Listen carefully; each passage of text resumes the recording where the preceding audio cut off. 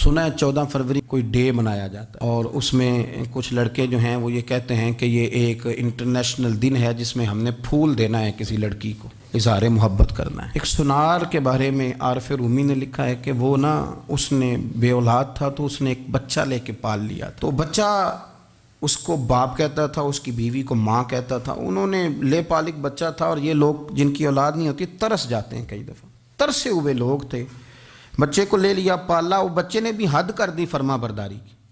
اب وہ جوان ہو گیا اور بڑا خوبصورت جوان ہوا۔ وہ سنار کہتا ہے کہ ساری زندگی میں نے صفائی میں، نیکی میں گزار دی۔ ایک دن دکان کے پہ ایک عورت آئی تو وہ کہنے لگی یہ چوڑیاں مجھے خود سے آپ پہنا دیں۔ وہ کہتا ہے میں نے جب اس کا ہاتھ پکڑا تو میرے دل میں غلط خیال آ گیا، میں نے غلط نظریے سے اس کا ہاتھ پکڑا، اور جب میں نے اس کا وہ ہاتھ اس نظریے سے پکڑ لیا، تھام لیا، بہرحال وہ چلی گئی، لیکن وہ میرے ذہن کے اندر ناپاکی آ گئی۔ تو میں گھر گیا تو میری بیوی باہر کھڑی تھی اور رو رہی تھی، تڑپ رہی تھی۔ میں نے اسے کہا کیا ہوا؟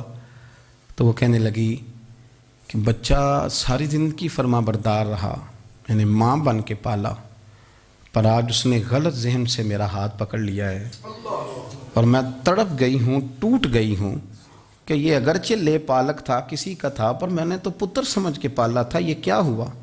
وہ کہتا میری چیخ نکل گئی، تو میں نے اسے کہا کہ یہ اس کی غلطی نہیں، یہ میری غلطی ہے۔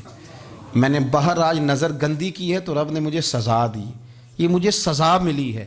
تو کسی کی بہن کو پھول بھیجنا چاہتا ہے تو اگر اسی رات تیری بہن کو پھول آ گیا تو کسی کی بیٹی پر گندی نظر ڈالتا ہے تو اگر یہ تیرے گھر میں یہ قرض چکانا پڑا۔ وہ ایک دوست ہے تو وہ پسند کی شادی کر رہا تھا اس کے گھر میں، تو اس کی بہن نے کہا ہے اس کی بہن نے کہا، اس نے کہا بھائی تو مرضی کی شادی کر رہا ہے، میرا ابا اپنی پگڑی تیرے پیروں میں رکھتا ہے، ماں دوپٹہ رکھتی ہے کہ بیٹے ہم تباہ ہو جائیں گے، نہ کر، اور آج اگر تیرا یہ حال ہے تو پھر مجھے بھی اجازت دے، میں بھی مرضی کی شادی کروں۔ تو وہ کانپ گیا بری طرح سے، وہ کہتا ہے یہ تو کیا کر رہی ہے؟ اس نے کہا تو تیرے لیے اگر یہ جائز ہے تو میرے لیے کیسے منع ہو گیا؟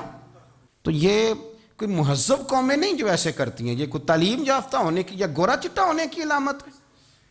کیا آپ کسی کو پھول بھیجیں گے؟ شرم نہیں آتی؟